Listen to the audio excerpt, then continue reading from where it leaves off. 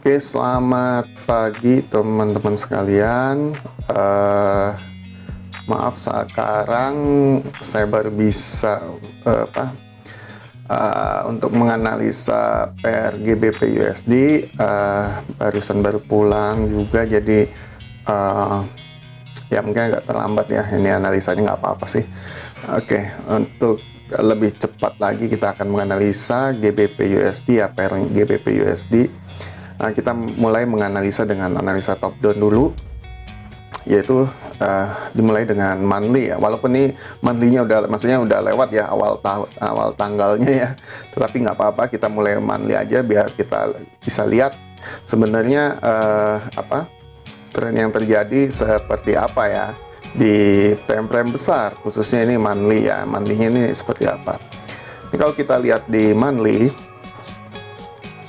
ini monthly yang terjadi ini sepertinya masih sideways di time frame besar ya. Di time frame monthly-nya sendiri dia sideways ya, harga bolak-balik di sini saja kan, betul ya. Untuk membuktikannya ya, kita pasti harus tarik garisnya dulu ya kan.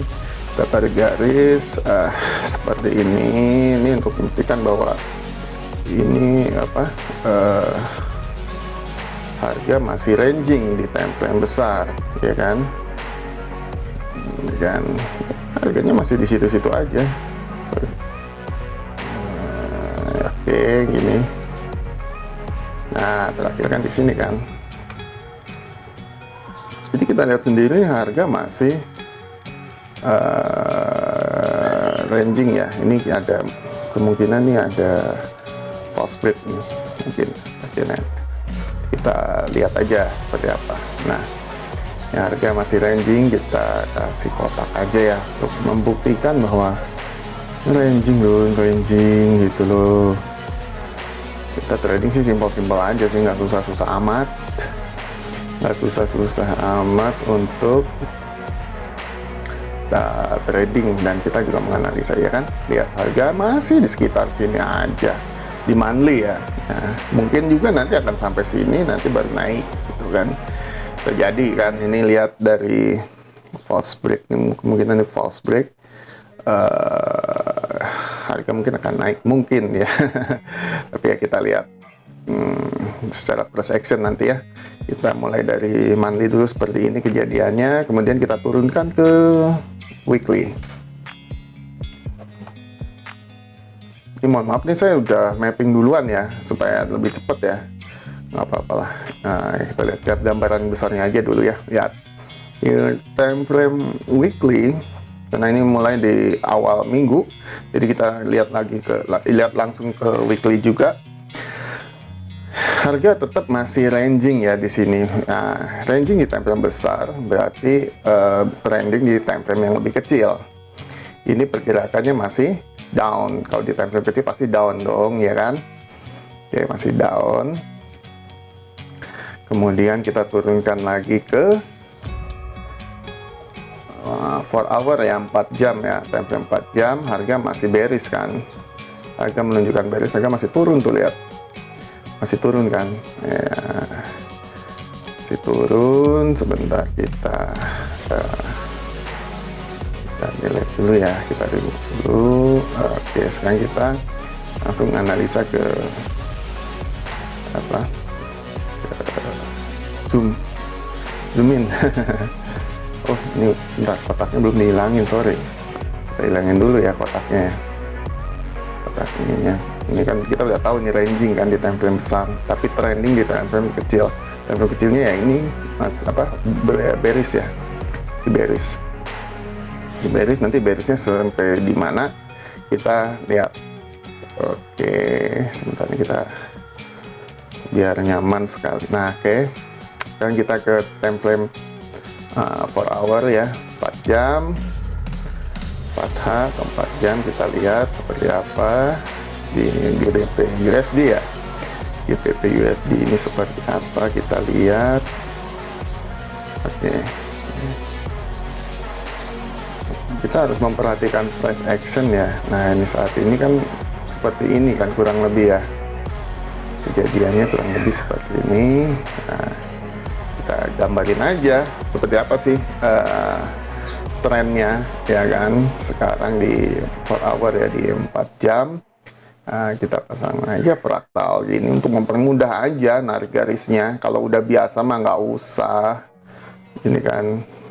Nah, ini kan kita namanya belajar. Oke, boleh ini ke sini, boleh sini, boleh sini, boleh. Oke, oh dari sini ke sini, sorry. Oke, kemudian ke sini, ya kan? Oke, sekilas dilihat di sini kita masih di perbatasan ya. Ini kita belum bisa menentukan ya akan ke atas atau ke bawah karena belum terkonfirmasi ya, belum terkonfirmasi karena di sini ditempel besar, di sini sudah terjadi.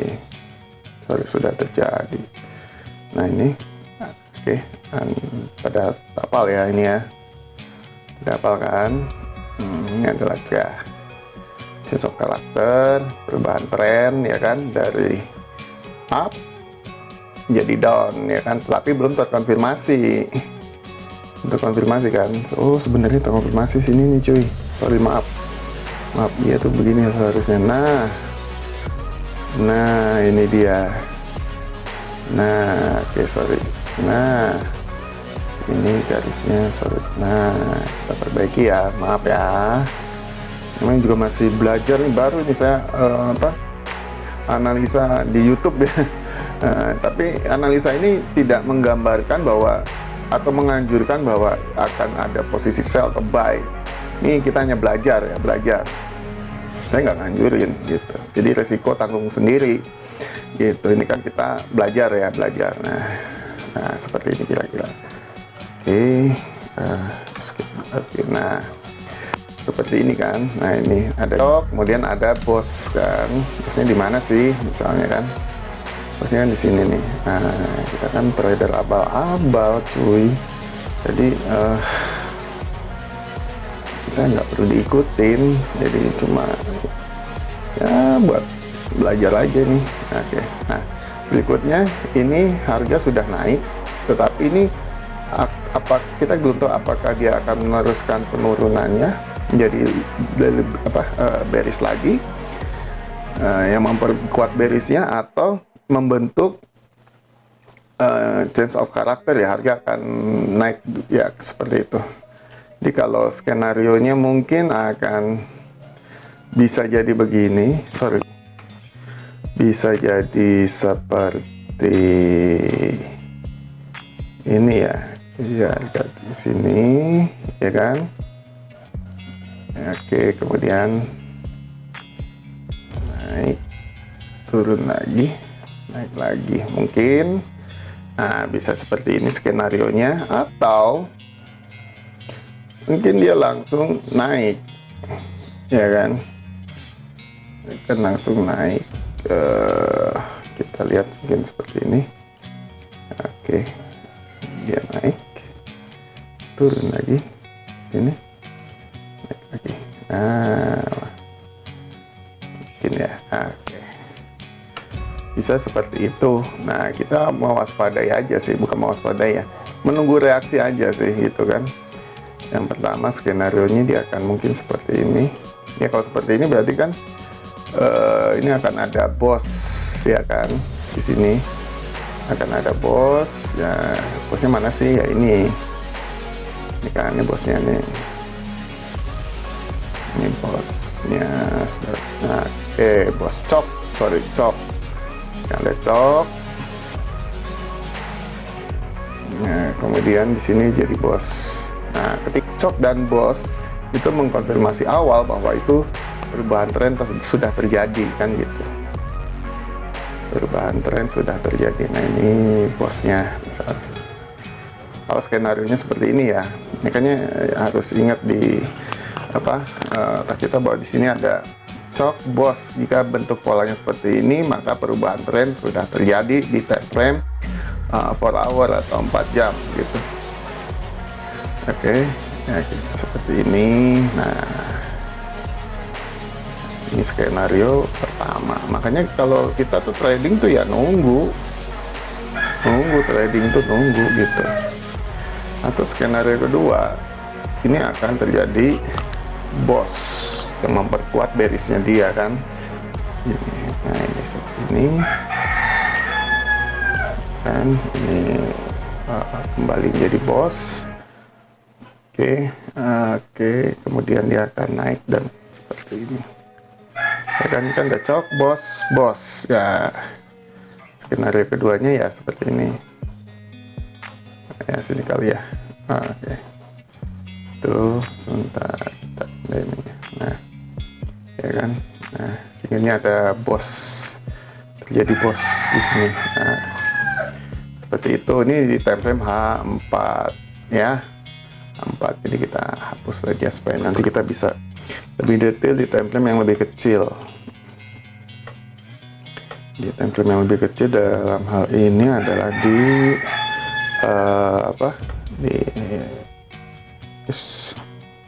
bentar.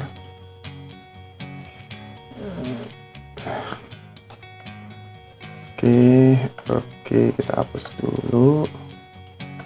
Nah, di time frame di time frame kecil berarti kita di H1 ya. Kita lihat di H1 untuk lebih detail. Nah, ini sebelumnya kita sudah petakan ya. Kita sudah petakan, sudah mapping, kita sudah ketemu area-areanya. Area-areanya kita sudah ketemu. Oke. Ini biar nggak bingung ya. Nah, oke. Nggak bingung nih, saya udah petakan sih sebenarnya. Oke, ini kita mungkin tradingnya nggak bisa jangka panjang dulu ya, karena belum terkonfirmasi bearisnya berlanjut atau dia akan ada perubahan tren begitu, ya kan? Ada perubahan tren.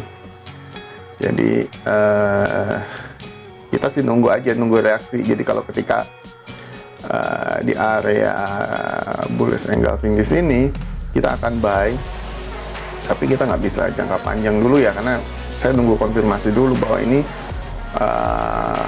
perfect untuk pergantian tren gitu kan.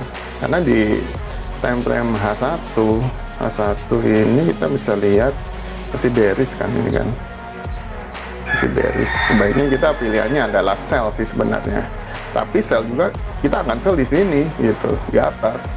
Kenapa? Karena ini area yang valid untuk sebuah order block yang tempat kita ambil posisi sell.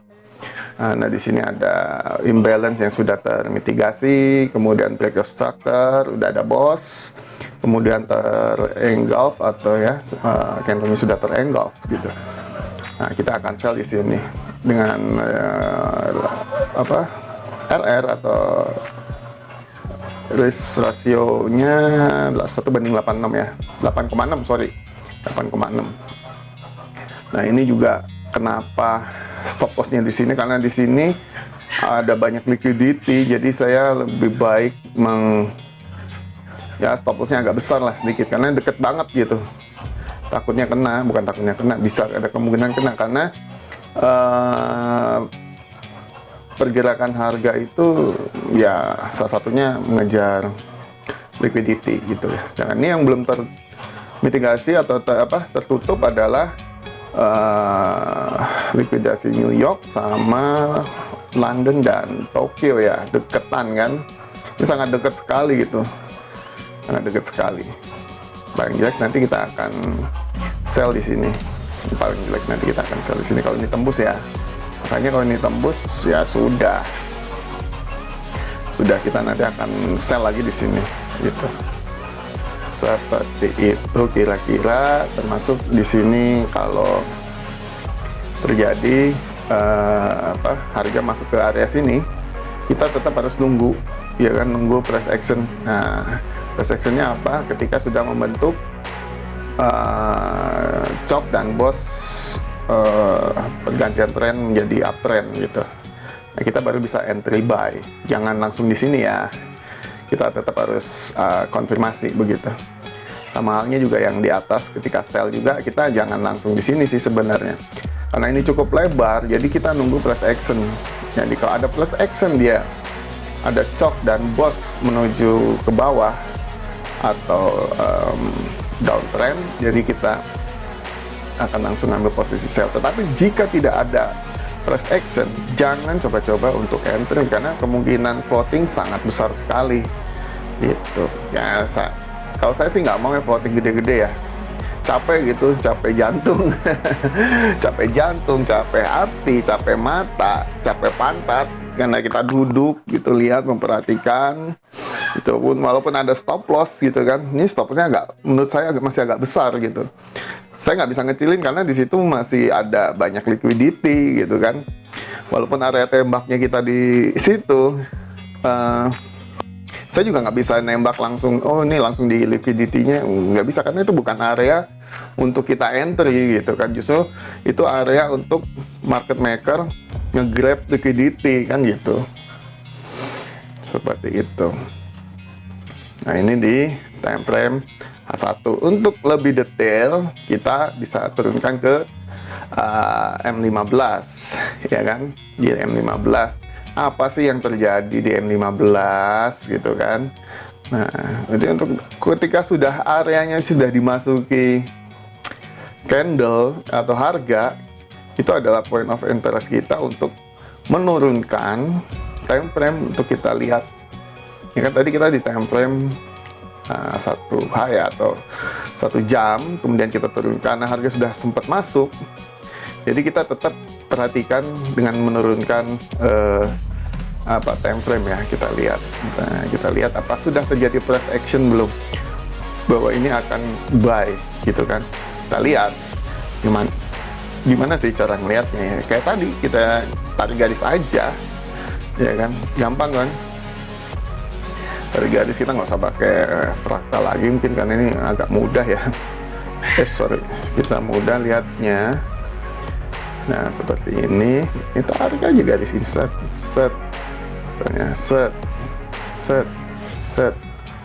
set, oke. DM15 sendiri apa sih yang terjadi ya kan? Kita akan nge-buy jika terjadi price action ya kan. Nah di sini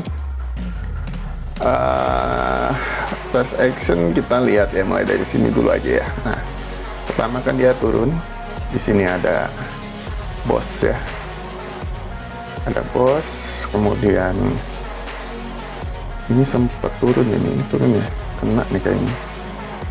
Kita anggap aja ini boss ya. Ini sih harus dilihat lagi lebih dalam. Kita anggap boss. Oke, kemudian ini juga bos lagi. Ini bos nih sebenarnya. Nah, selama dia tidak membentuk new low, itu kita anggap uptrend. Dan ini masih membentuk new low kan, new low nih kan, LL, lower low. Oke, dia akan masih downtrend di sini. Ini masih downtrend. Nah, kapan dia kita ambil posisi? Ketika nanti harganya mungkin bergeraknya begini, ketika ini harga begini ya kan, misalnya gini, set, terus gini, bentar ya, saya perbaiki dulu, ini agak deg-degan nih untuk YouTube soalnya. Ya nggak apa-apa sih, kita kan belajar ya, kita siap dibully kok, namanya juga kita belajar ya. Belajar, kita siap dibully, nggak apa-apa, sama senior yang sudah berpengalaman. Karena saya newbie, saya coba-coba aja, bukan coba-coba untuk coba-coba untuk belajar ya, untuk menganalisa. Karena kalau kita nggak belajar menganalisa, kita nggak akan pernah bisa gitu.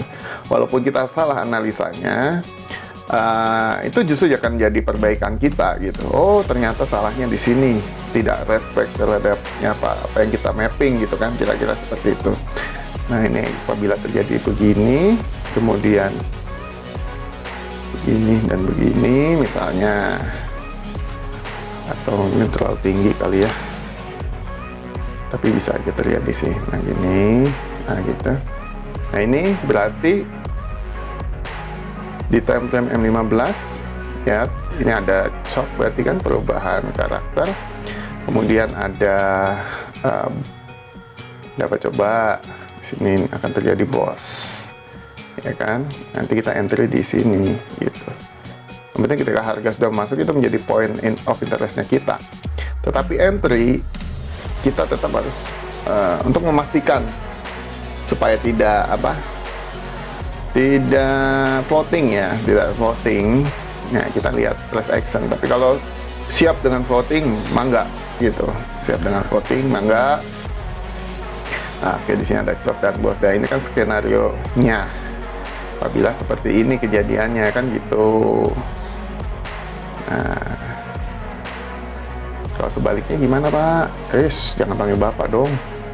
Gue bapak-bapak, cuy. Oke, nah ini kan, ya kan seperti ini kan. Nah, kita tak, yang berarti dia uptrend. Kita siap buy di sini. Ya kan, pokoknya begitu udah break structure kita buy, atau tetap kita nunggu retrace gitu kan, retrace. Nah, seperti itu. Yang penting ini sudah mengkonfirmasi perubahan tren gitu. Atau skenario berikutnya adalah dia akan tetap meneruskan bearish-nya. Dengan apa? Dengan membentuk new low. Ya kan? Nah, gini misalnya set, baru dia naik misalnya set, kita salah aja ya ini ya. Terus oke. Misalnya gini aja dulu ya, karena dia akan membentuk new low kan. Ini ketemu low yang baru, membuat low yang baru.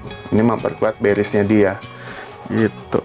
Seperti itu analisanya nanti. Makanya tetap price action adalah senjata utama kita dalam bertrading. Jangan langsung open posisi begitu udah di area. Sebenarnya kurang bijak gitu. Karena walaupun kita